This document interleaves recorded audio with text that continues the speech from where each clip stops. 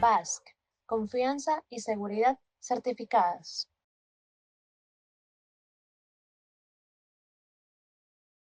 Saludos cordiales, amigos de Convergente TV. Bienvenidos a Geopolítica en Debate, un espacio de análisis de los problemas de la paz, la guerra y el orden internacional. En esta noche con el tema Europa, entre la carrera armamentista, la amenaza rusa y el abandono de los Estados Unidos.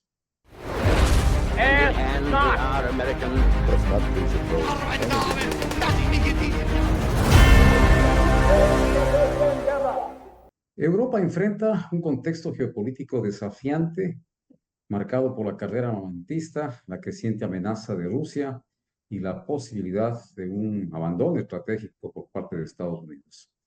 Estos factores han impulsado un cambio en la política de defensa de Europa, acelerando esfuerzos para fortalecer su autonomía militar y seguridad colectiva.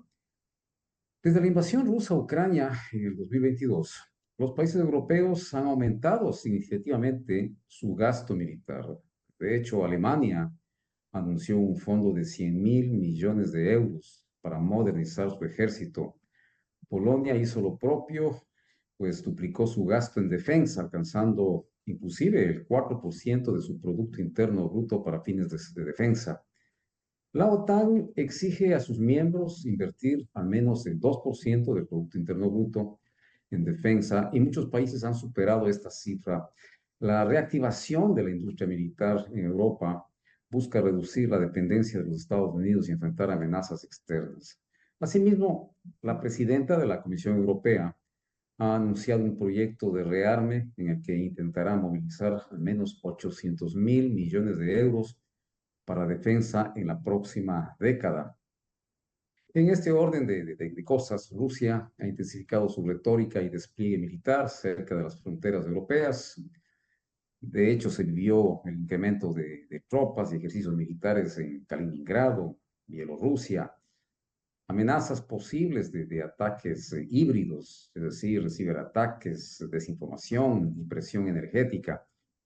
Y por supuesto, la respuesta a la expansión de la OTAN en países como Finlandia, Suecia, de cara a un expansionismo ruso y la búsqueda del fortalecimiento de la seguridad colectiva dentro de la OTAN y la Unión Europea, que se ha visto matizada en estos días con el posible o con la posible reducción del compromiso norteamericano con Europa. Y esto, merced a que la política exterior de Estados Unidos se estaría enfocando más en sus propias necesidades geopolíticas en el Indo-Pacífico y en China.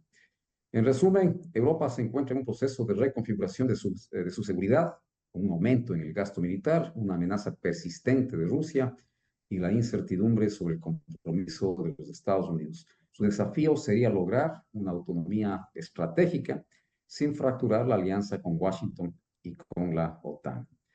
Para analizar este tema se encuentra con nosotros el coronel en servicio pasivo, Roberto Marchán. Él es licenciado en Ciencias Aeronáuticas Militares por la ESPE, licenciado en Antropología Cultural por la Universidad Politécnica Salesiana y magíster en Sociología Política por la Flaxo y un gran amigo de Convergente TV. Damos una vez más la más cordial bienvenida a Roberto Marchán. Buenas tardes, Tim. Buenas tardes con todas las personas que nos escuchan y un gusto estar nuevamente aquí. Gracias, Roberto. Gratitud una vez más tu presencia en Convergente TV. La Comisión Europea, bajo la presidencia de Ursula von der Leyen, ha propuesto que los ciudadanos de la Unión Europea mantengan en sus hogares suministros esenciales para subsistir durante 72 horas en caso de emergencia, como ella mencionaba, una crisis climática, conflictos bélicos u otras situaciones críticas. Esta recomendación, Roberto, forma parte de la estrategia de preparación de la Unión Europea de cara a fortalecer la resiliencia de la población ante posibles contingencias. Yo quisiera empezar tratando de situar un poco de contexto a la situación que actualmente vive Europa. Y por eso te invitaría a ti y a todas las personas que nos escuchan a hacer un recorrido que va un poco después de la Segunda Guerra Mundial. Después de la Segunda Guerra Mundial se creó un nuevo orden bipolar Recuerda tú que la reunión de Yalta prácticamente las potencias se repartieron el mundo y después se creó el mundo bipolar entre el cual había el bloque soviético con una ideología específica, la ideología comunista, el socialismo real y el bloque occidental o capitalista con asimismo su ideología. Y en estas circunstancias era indispensable tener una Europa fuerte, una Europa desarrollada, bajo el paraguas protector de la nueva superpotencia que emergió de la Segunda Guerra Mundial, que fue Estados Unidos.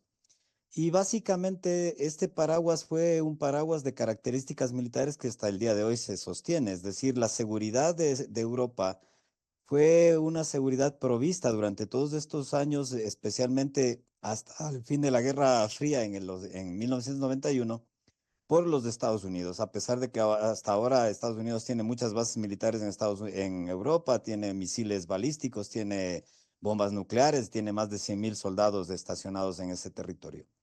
Pero básicamente la seguridad europea fue una responsabilidad de Estados Unidos, es decir, un compromiso que asumió Estados Unidos porque que encontraba en esta disputa de dos ejes. Y eso permitió también un desarrollo económico y social en Europa.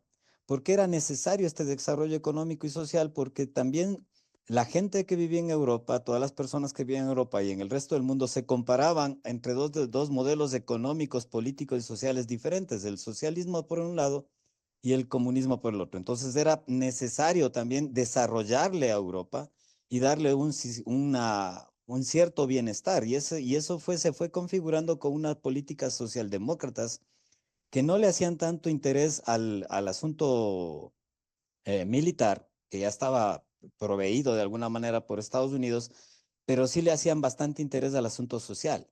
Y de ahí se desarrolla lo que hoy conocemos como el estado de bienestar europeo, o sea, un estado en el cual un estado protector que hasta cierto punto le garantizaba a todos los ciudadanos europeos ciertos niveles de bienestar social, económico y social. Lastimosamente, después de la caída de la URSS, desapareció el mundo bipolar en el 1990 y empezó el advenimiento de una nueva idea económica, social y política, que es el neoliberalismo, en el cual, llevando el individualismo a su mayor expresión, nos encontramos en una carrera donde ya el colectivo tiene poca funcionalidad, el colectivo prácticamente no ejerce ningún tipo de importancia en nuestros días, sino solamente el individuo. Y de ahí a que eh, esta circunstancia se ha ido deteriorando de tal manera de que nos encontramos en una nueva dinámica. Los estados europeos empezaron a ceder el paso a privatizar gran parte de sus capacidades industriales, etcétera, a partir de los años 90. Y ahora, con el advenimiento de Donald Trump, estoy dando largos pasos históricos, pero para poder tener un contexto, nos encontramos con el advenimiento de un nuevo sistema mundial, donde parecería ser que Donald Trump de alguna manera está asumiendo que ya el mundo ya no es un mundo unipolar que se construyó a partir de 1990 con la caída de la Unión Soviética, sino ya es un mundo multipolar donde él tiene que pelear o él tiene que entenderse con las nuevas superpotencias emergentes, que son básicamente China y Rusia, donde los europeos poco cuentan ya. Entonces, bajo estas circunstancias, yo lo que veo es que hay una Europa que está desconcertada, de alguna manera se encuentra desesperada y de alguna manera necesita fomentar la idea para que sus ciudadanos sigan el camino que sus dirigentes han querido formar de crear un enemigo que para mí es un enemigo imaginario, Rusia, con la idea de que la expansión Rusia hacia el oeste va a ser inminente y que por lo tanto es la gran amenaza que se ejerce ahora sobre los estados europeos y por lo tanto ellos tienen que rearmarse, volver a construir una situación militar potente que implica una industria militar potente y implica obviamente enormes inversiones. Se habla de 800.000 millones de dólares para crear una nueva industria europea y nuevos ejércitos europeos. Ahora, este dinero no es que aparece de la nada. Este dinero tiene que salir de alguna parte y obviamente va a salir, y eso es la parte que no se dice, de la deconstrucción del sistema de bienestar que habían construido los europeos. Es decir, una disminución de todo lo que es inversión social. Estoy hablando de educación, estoy hablando de salud, estoy hablando de ese tipo de cosas, en función de fortalecer, en cambio, el asunto de carácter militar, la industria militar. Y aquí va a haber siempre perdedores y ganadores. Los ganadores van a ser siempre las empresas y el lobby industrial mundial, especialmente el norteamericano, que probablemente es el más preparado y al que primero tomarán nota los agentes europeos.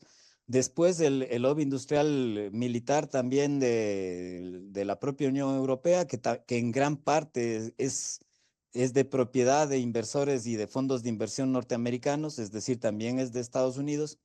Y los grandes perdedores va a ser la sociedad en general europea, que en estos últimos 30, 40 años se acostumbró a lo que yo te había dicho, al estado de bienestar, a una situación social aparentemente estable y boyante, y que de acuerdo a esta nueva lógica en la que se están metiendo, nuevamente van a entrar en una dinámica que les va a obligar a hacer grandes inversiones en armas, grandes inversiones en infraestructura armamentística y que tal vez, ojalá que no, les lleve finalmente a enfrentamientos militares, porque las armas, si se construyen, finalmente su objetivo final, más allá de la disuasión, es utilizarlas en algún momento. No, definitivamente, pero tú hablabas de que es un supuesto enemigo el que se está inventando para justificar esta carrera armamentista y movilizar esos 800.000 millones de euros, como lo intenta hacer la señora von der Leyen. Pero, Roberto, Rusia, en la semana que estamos caminando, ha iniciado ejercicios militares con misiles balísticos intercontinentales, IARS, uno de los sistemas más avanzados de su arsenal nuclear. Estos ejercicios involucran a miles de soldados y centros y cientos de equipos. Tienen como objetivo demostrar y fortalecer la capacidad estratégica y disuasiva de Rusia. Este misil, ya se decía, es un proyectil móvil con capacidad nuclear que puede ser transportado en camiones o posicionado en diferentes silos, lo que le otorga una notable flexibilidad y capacidad de despliegue rápido. Tiene un alcance entre 11.000 y 12.000 kilómetros en breves rasgos. Pero ahí te quiero plantearte esta idea. Eh, sí, también había pensado que se estaba generando, forjando un enemigo imaginario, pero si los rusos inician este tipo de ejercicios con este tipo de armas, con misiles balísticos intercontinentales, y como tú bien lo referías, las armas al final del día se buscarán utilizar, y con la carga histórica que tiene Europa, que tiene, quiero referir a Polonia, que es la que más inversión ha realizado en defensa, un país que tiene malísimos ejemplos que dar con respecto a que la paz es un tema relativo, esto de cara a la Segunda Guerra Mundial, por supuesto.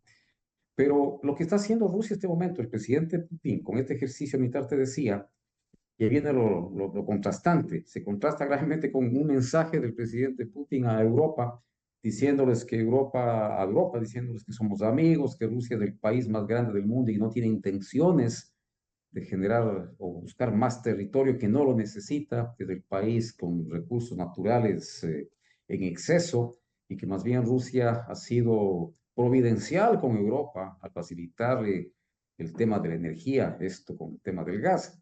Entonces, yo te decía, justificaría entonces la posición de la Unión Europea, de la presidenta de la Unión Europea, de la señora von der Leyen, al pedir que los europeos ya vayan pensando en enfrentar un conflicto bélico, ir haciendo acopio de agua, baterías, una serie de cosas de cara a enfrentar esta posible amenaza. ¿Cuál es tu lectura de lo que está haciendo Rusia? Una cosa es la disuasión, como tú bien sabes, y otra cosa es la posibilidad misma de realizar acciones. Debe haber un motivo. Tú tienes total claridad y todos sabemos de que cuando uno inicia una guerra, debe saber cómo termina esa guerra. O sea, no se inicia normalmente una guerra para no saber qué va a pasar después. Se inicia generalmente, sobre todo uno toma la iniciativa estratégica para alcanzar una mejor situación de la inicial. Entonces, la pregunta que yo me haría es, ¿cuál es el interés ruso por iniciar una guerra contra Europa? ¿Cuál sería la situación mejor? ¿Qué mejoraría de su posición actual para Rusia si es que ingresara en cualquier país de la Unión Europea. Y sinceramente yo no encuentro ningún argumento que me pueda convencer de que haya realmente una intención rusa, más allá de asegurar sus propias fronteras, más allá de asegurar su propia supervivencia como Estado, que le motive, al menos ahora, para poder ingresar a realizar una confrontación con la Unión Europea. Entonces, desde esa perspectiva, para mí no tiene ningún sentido. Lo que sí tiene sentido, lo que hace Rusia es obviamente mostrar poder, porque lo tiene. Recuerda que Rusia tiene las armas hipersónicas que ni siquiera Estados Unidos todavía ha logrado desarrollar, que está en un proceso acelerado de tratar de alcanzarle a Rusia en esas tecnologías, que debido a la velocidad y a las características hipersónicas y a la energía dinámica que tienen, incluso pueden representar una amenaza más grande que una bomba nuclear. Y son casi indetectables, prácticamente indetectables y por lo tanto no pueden ser interceptadas antes de que lleguen a su objetivo, que es una gran amenaza no solo para toda Europa, es para todo el mundo, y no las ha utilizado. Las ha utilizado de una manera muy limitada contra ciertos objetivos estratégicos en la guerra contra Ucrania y nada más. Entonces, bajo esa perspectiva, yo lo que creo es que los europeos están tomando por el camino equivocado y sacrificando mucho de lo que han construido, como te había dicho, de su estado de bienestar, en base a una retórica que para mí no tiene sentido, cuando la lógica nos dice que el futuro europeo debería estar anclado a una interacción positiva con Rusia. Rusia le provee a la Unión Europea hasta el día de hoy, inclusive con la guerra, inclusive con las sanciones económicas, es el mayor proveedor de los cereales que consume Europa, por ejemplo. A pesar de todas las situaciones, sigue siendo el mayor proveedor de gas que consume Europa, la energía, que es una situación muy, muy, muy importante para Europa, porque a diferencia de las otras potencias, China, Rusia, el mismo Estados Unidos, Europa es muy deficitario en energía. Y recordemos que la energía sigue siendo el patrón fundamental sobre el cual se mueve la economía mundial todavía. Y quien tiene energía tiene capacidades, y si no tienes energía tienes que importarla, pierdes capacidades. Entonces, por ejemplo, ¿por qué Alemania llegó a su nivel de desarrollo económico industrial de las últimas 2, 3 décadas? Era por su unión en relación a las fuentes de energía que tenía con Rusia. Recordemos que el mayor proveedor de energía barata para Alemania era Rusia a través de los Nord Stream, los grandes gasoductos. Y mientras tanto que Alemania le proveía a Rusia de tecnología y de productos de alta tecnología, era una relación de alguna manera simbiótica y complementaria, que los mismos alemanes la rompieron. Es algo que uno no puede entender. Si la lógica nos dice, y todo lo que sabemos acerca de la geopolítica nos dice de que los dirigentes de los países deben actuar en función de los intereses de su Estado, yo no entiendo cómo los dirigentes alemanes, por ejemplo, actuaron en contra de los intereses de su propio Estado, rompiendo los gasoductos Nord Stream y limitando el ingreso del gas barato de Rusia, que era la energía necesaria para Alemania. Y Alemania está entrando en un declive grave y pronunciado de toda su situación económica, social, militar y en todos los aspectos.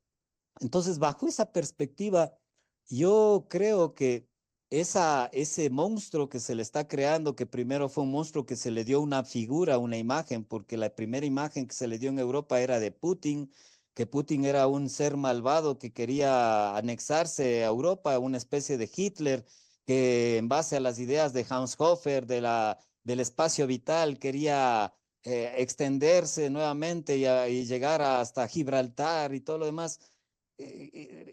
Ahora ya no se habla tanto de Putin, se habla en cambio de Rusia, que Rusia siempre ha tenido ese interés y cosas por el estilo. Algo que a mi modo de ver no se sostiene. Lo que yo estoy viendo básicamente es que Europa, en este nuevo mundo multipolar que se está construyendo, está siendo simplemente un jugador de segunda mesa. Es decir, si hacemos una analogía, cuando nos reunimos las familias, generalmente los adultos se sientan en una mesa de adultos y los niños se sientan en la mesa de niños para estar hablando entre niños. Lastimosamente Europa ya bajó de la mesa de los adultos y ahora está en la mesa de los niños. Y es un niño que de alguna manera todavía se retuerce y quiere regresar, aunque sea llorando, a la mesa de los adultos. Pero lastimosamente poco o nada puede aportar desde mi punto de vista. En todo caso, ¿quién envía el mensaje apocalíptico en este momento en particular? ¿Lo hace Rusia? ¿Lo hace la Unión Europea? ¿O los Estados Unidos está encaminando a la Unión Europea para que se dé este escenario de un potencial gasto militar, de lo que tú decías hace un momento, de dar por terminado el estado de bienestar de los ciudadanos europeos, porque tendrán que volcar todos sus esfuerzos a la inversión en seguridad, la seguridad que los Estados Unidos aparentemente les estaría retirando. Pero ¿quién envía realmente el mensaje apocalíptico? No son los europeos, yo le estoy viendo más bien que son los rusos, que en el 2022, y contigo hemos discutido largamente de esto, por sus razones, por asegurar sus fronteras, por la supuesta expansión de la OTAN, porque la OTAN en un momento dado, en los 90, sobre pretexto de la reunificación alemana, prometieron que muchos países, parte de la órbita de Varsovia, no se iban a unir a la OTAN, y fue un ofrecimiento que supuestamente se ha transgredido. Y desde este escenario y desde esta discursiva que se ha dado, pues te consulto, ¿quién supone ser el que genera el mensaje apocalíptico? Y te comentaba también de los ejercicios militares que están llevando a efecto con ese tipo de armas devastadoras, Roberto.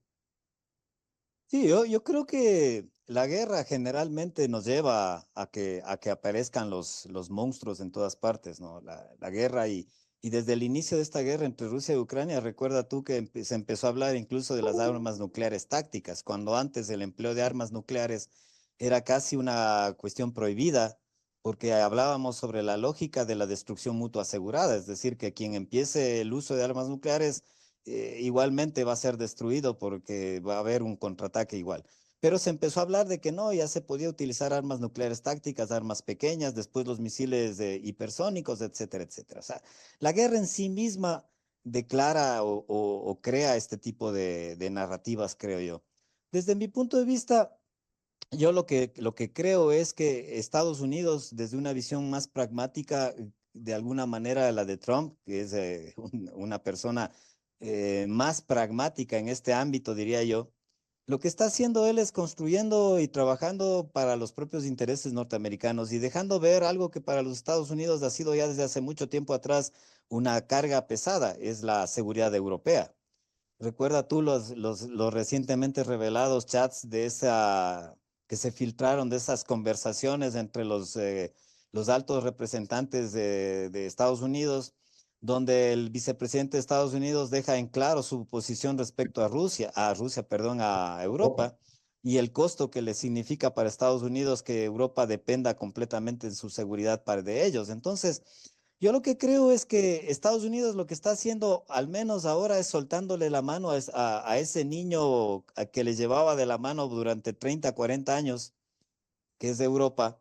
Y ese niño, una vez que le han soltado la mano, no sabe qué hacer, no sabe si agarrarse de la pierna de aquel que le soltó la mano, no sabe si llorar para llamarle la atención, no sabe si crear un monstruo que viene por ahí, que tal vez es un oso ruso, que se aparece por ahí para volverle a llamar la atención. Lo que pasa, a mi modo de ver, es que la sociedad política, los líderes políticos europeos, han recibido un golpe duro y se sienten totalmente desamparados y andan eh, tirando de alguna manera diversas ideas donde ellos mismos no se logran poner de acuerdo. Recordemos que recién el día de hoy, creo que terminó el día de ayer, una reunión de alrededor de 30 líderes de la Unión Europea y de la OTAN con el propósito de ver qué decisiones toman respecto a este asunto de la seguridad. Y los resultados finales es de que no toman todavía ninguna decisión porque no tienen un criterio unificado, es decir, no tienen una idea clara de hacia dónde quieren caminar.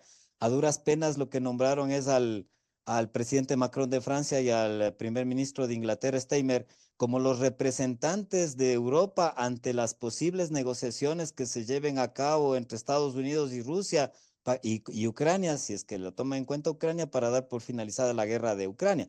Si es que les toman en cuenta a los europeos, algo que es todavía muy, muy dudoso. Entonces, como te vuelvo y te repito, desde mi punto de vista, Europa lo que está actuando como ese niño desesperado que se siente abandonado de alguna manera y que todavía trata de definir qué acciones va a hacer y de alguna manera también trata de llamar la atención a su antiguo protector para que lo vuelva a tomar en sus brazos. Correcto. Y en este punto hacemos un brevísimo receso para nuestros auspiciantes. Albert. Basque, confianza y seguridad certificadas.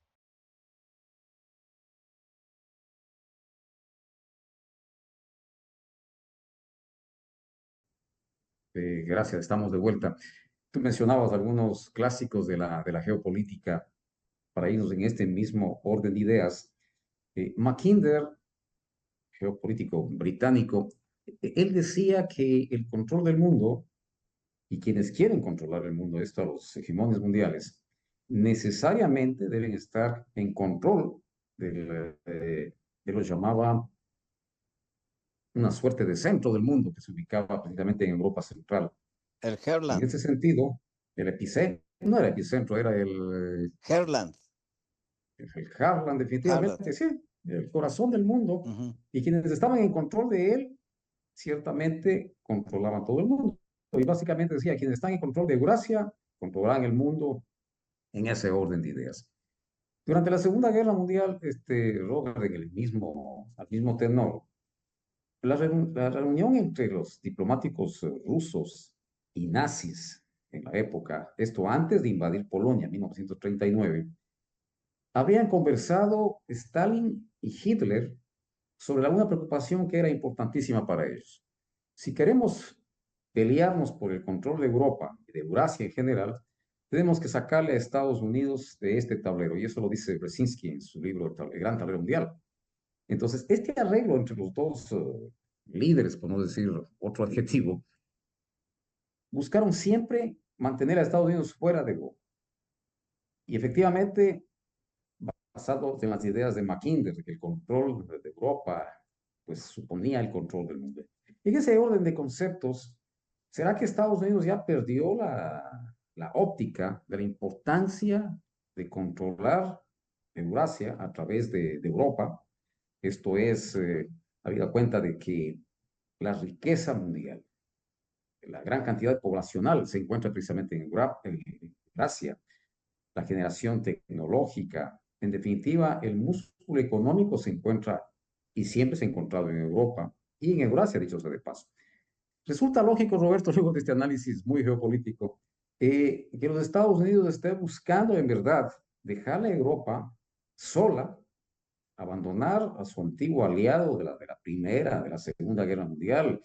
También recordar que los Estados Unidos, su actual riqueza económica, se debe precisamente a las dos guerras en Europa, porque ellos hicieron la reconstrucción a través del Plan Marshall, esto en la Segunda Guerra Mundial, al término de la Segunda Guerra Mundial, y no fue gratis, por supuesto, los Estados Unidos tuvieron grandes ingresos precisamente de resultado de estas guerras. A mí personalmente me parece un tanto ilógico y te consulto, ¿será que los Estados Unidos realmente quiere dejar Europa, dejar el Harlan que tú mencionabas y que era un tema teórico de Mackinder? ¿Es esa la realidad actual del mundo? Los Estados Unidos se está deshaciendo de un eje fundamental para la hegemonía mundial, quizás de cara a enfrentar su nuevo reto que está en el sudeste asiático. Yo creo que no.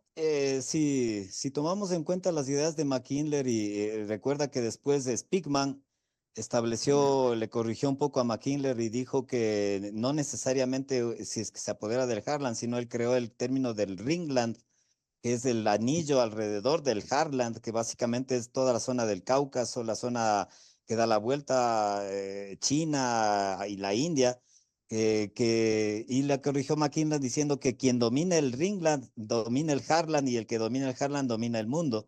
Y si tú ves dónde están los intereses geopolíticos de Estados Unidos, están en el Ringland, están en toda la zona del Cáucaso, en la zona de Medio Oriente, en la zona de Irán, incluso en una parte de China. Entonces, yo creo que la geopolítica norteamericana está muy influenciada por las teorías tanto de Mackinlar como de Spigman, pero también de Mahan.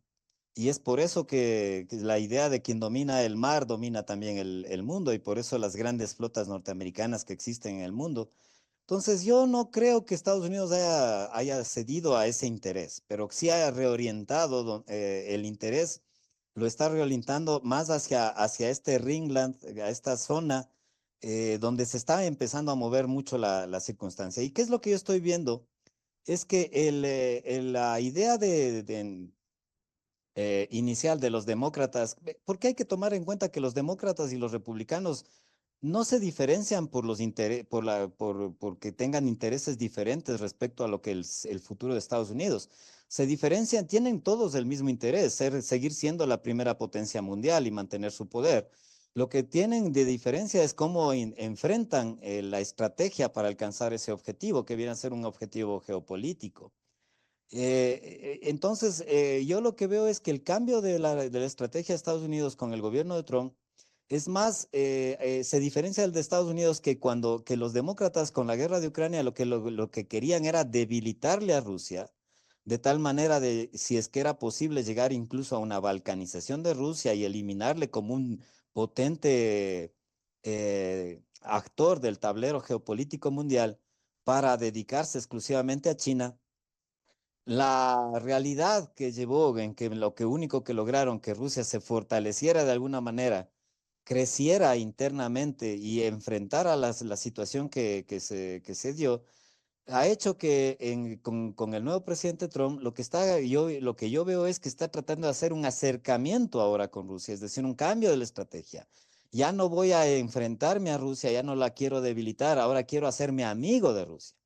Quiero de alguna manera conversar con Rusia para entre los dos lograr de alguna manera volver a crear un puente para poderme enfrentar más directamente a China sin que Rusia sea un actor importante en este enfrentamiento. Recordemos que China y Rusia tienen diversas dificultades históricas de enfrentamientos en el pasado.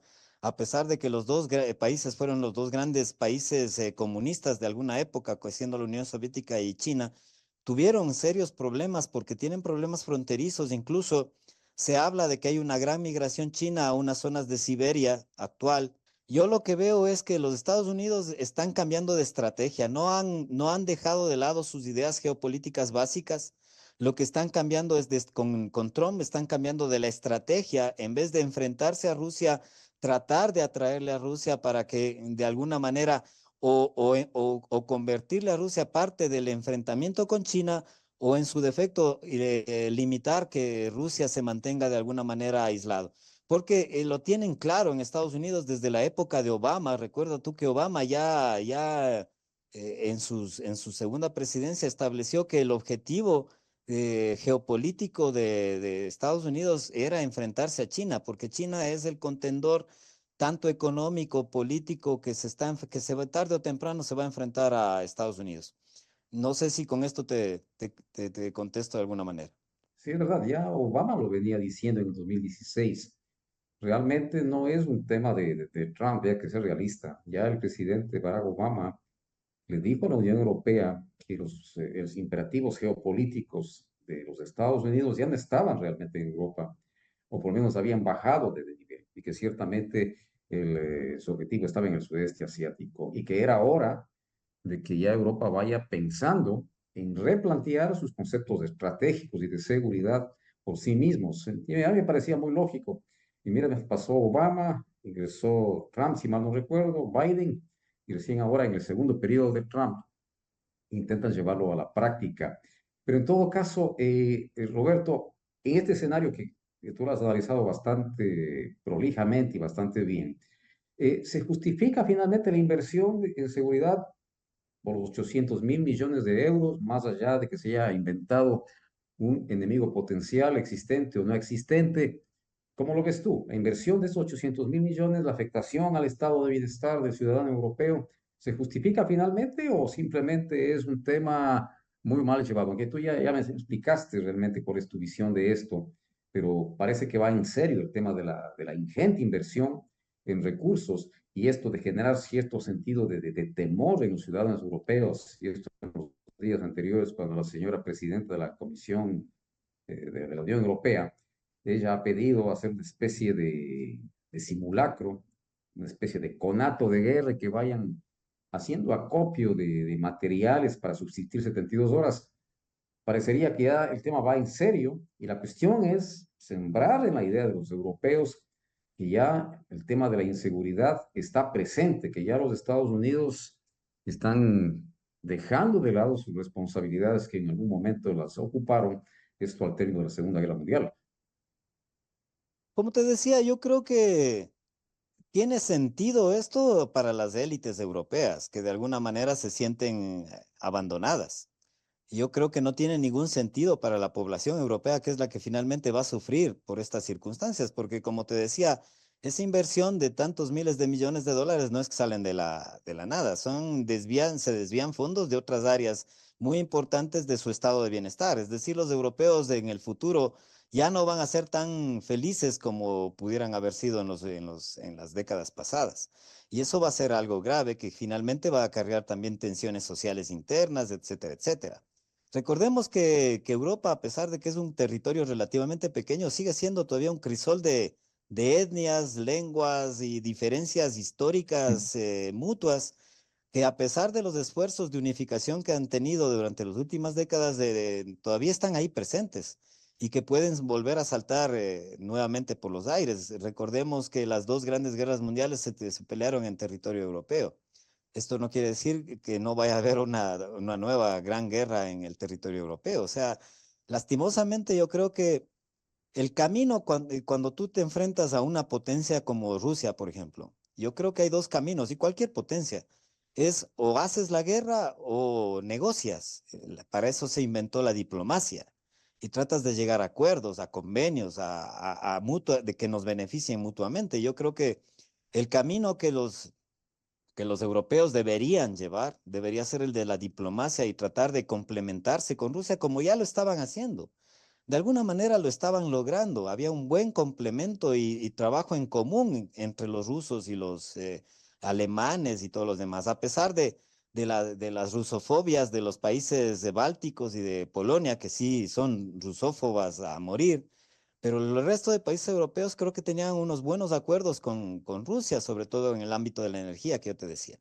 Pero están tomando la decisión de irse por el camino del enfrentamiento, y un camino que yo veo que no les va a llevar a ninguna parte, porque cuando tú quieres tener un enfrentamiento con otro país, tienes que desarrollar un poder nacional. Y el poder nacional, para algunos autores, tiene tres elementos fundamentales, un poder nacional. El primero es los aspectos tecnológicos, es decir, ¿disponen los europeos de la tecnología suficiente para poder enfrentarse a la tecnología militar rusa actual? No lo tienen, tendrían que desarrollarlo. El segundo aspecto es la cultura estratégica, es decir, tienen objetivos geopolíticos claros y tienen una geoestrategia clara que les permita saber cómo alcanzar esos objetivos políticos que tengan geopolíticos que tengan los estados europeos. Yo creo que tampoco lo tienen porque siempre han estado durante estos años bajo el manto de Estados Unidos, que es el que ha planteado y el que ha manejado todos los objetivos geopolíticos para incluso para los europeos. Es decir, el segundo elemento tampoco lo tienen. Y también como tercer elemento, una autonomía operativa. ¿Eso qué quiere decir?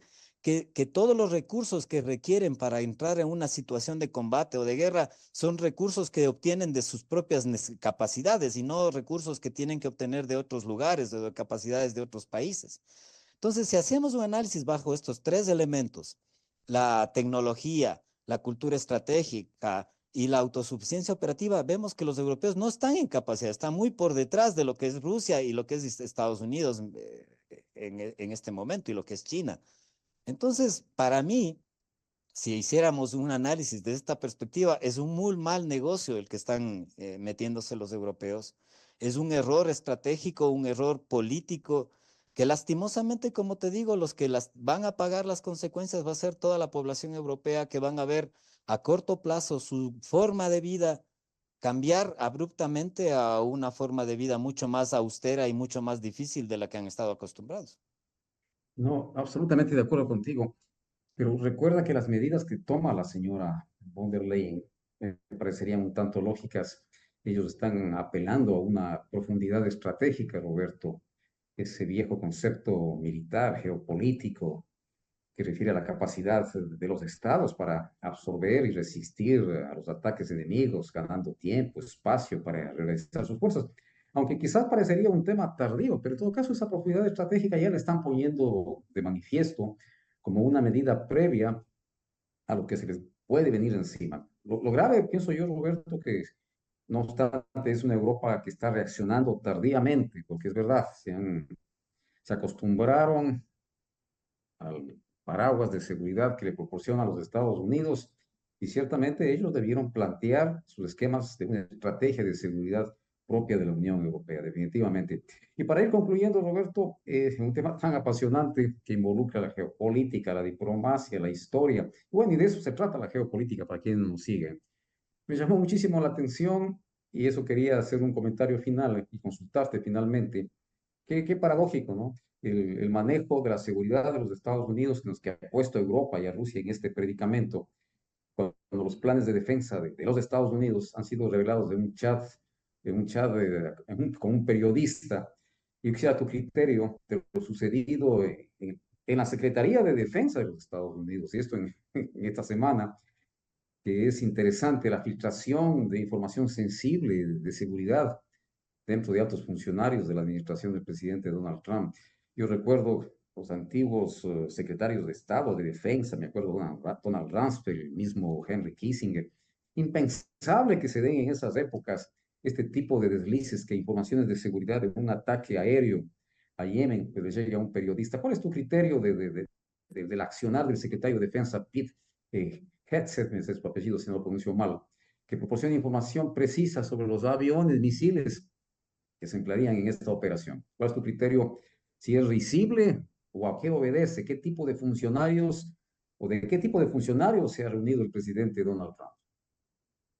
Es muy interesante y puede ser enfocado desde diversas ópticas. Justo ahora que aquí en nuestro país también estamos muy interesados en ver qué dicen y qué charlan entre los individuos, abriendo chats y cosas por el estilo.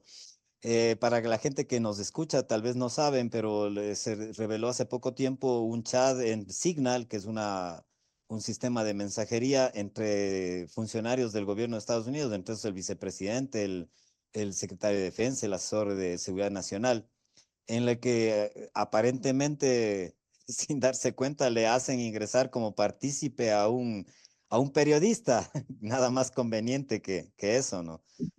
Chuta, a veces ya te digo, parece un sainete visto así, pero también nos habla de la ligereza con la que se han manejado las cosas, ¿no? Sobre todo los temas de seguridad nacional, que lastimosamente no estamos conscientes de que la seguridad nacional implica la supervivencia del Estado.